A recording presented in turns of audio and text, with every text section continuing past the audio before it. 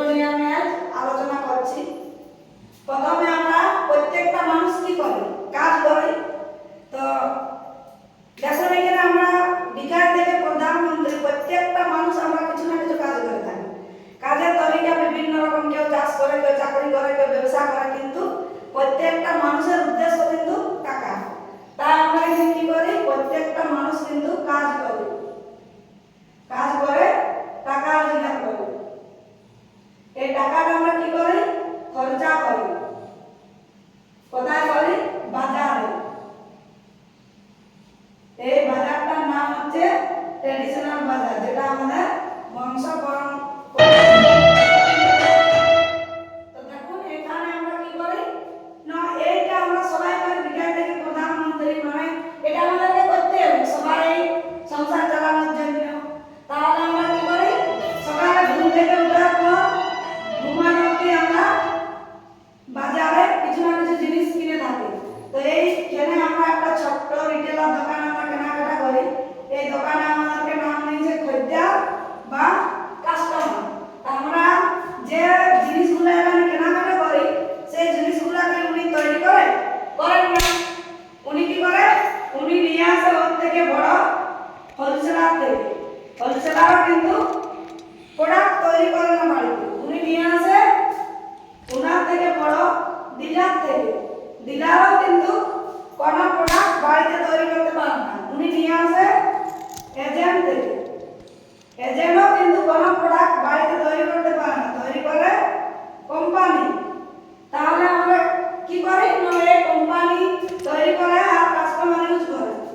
কোনো প্রোডাক্ট হয়তো কোম্পানি তৈরি করেছে আজকে 5 টাকা দিয়ে, আর এই সিস্টেমে আমাদের কাছে পৌঁছাবে। আমরা আছি হয়তো মানবাজারে, আর কোম্পানি আছে দিল্লি, কলকাতা, মুম্বাই, বড় বড় টাউনে। আমাদের আশেপাশে কিন্তু কোনো কোম্পানি নেই।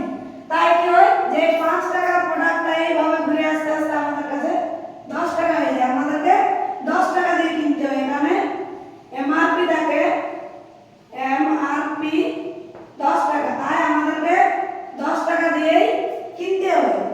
তাহলে কি হচ্ছে, এখানে যদি কোম্পানি কোনো প্রোডাক্ট 50 টাকা দিয়ে বানাচ্ছে, তা আমাদেরকে 100 টাকা দিয়ে কিনতে হচ্ছে। এটাই বাস্তব।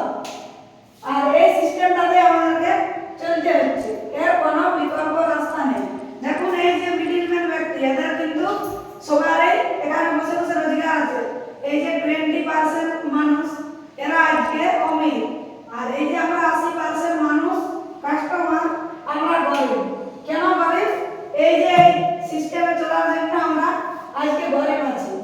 যদি আমরা 100 টাকা কেনাকাটা করি রিটেল দোকানে, তো কোম্পানি ঘরে আসে 50 টাকা, আর এই 20% মানুষ খায় 50 টাকা। তো দেখুন এখানে আমাদের কি করে বেশি দাম হচ্ছে, এই যে কোম্পানি বানাচ্ছে প্রোডাক্টটা, তারপর লঞ্চ করছে, তখন কিন্তু এখানে অ্যাডভার্টাইজ করছে। অ্যাডভার্টাইজ করে যারা, তারা কিন্তু আমাদের মতো ব্যক্তি নয়, বড় বড় সুপারস্টার, সিনেমা জগতের হোক, ক্রিকেটের জগতের হোক।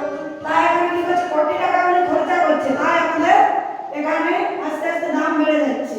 তার জন্য এই মিডলম্যান ব্যক্তি আজকে অমির আছে, আর আমরা 80% মানুষ গরিব। কি হচ্ছে, এরা দিনকে দিন বড় হচ্ছে কার টাকায় না আমার আপনার টাকায়। তাই দেখুন এখানে কি হচ্ছে, আমাদের অনেক কিছু অসুবিধা এই ট্র্যাডিশনাল বাজারে, কিন্তু এটাতে আমাদের বেঁচে থাকতে গেলে এই বাজারটাতে চলতে হবে। তাই এখানে কি কি অসুবিধা, 1 নম্বর হচ্ছে এখানে বেশি দাম।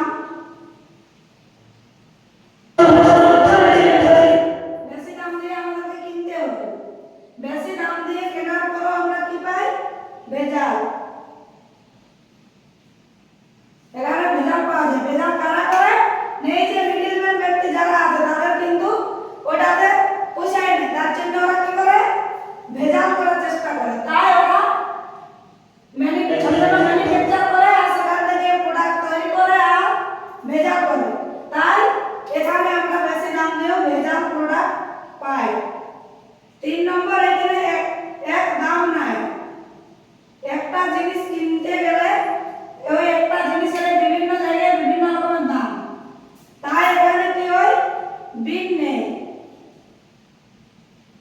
বাজারে বিল নাই।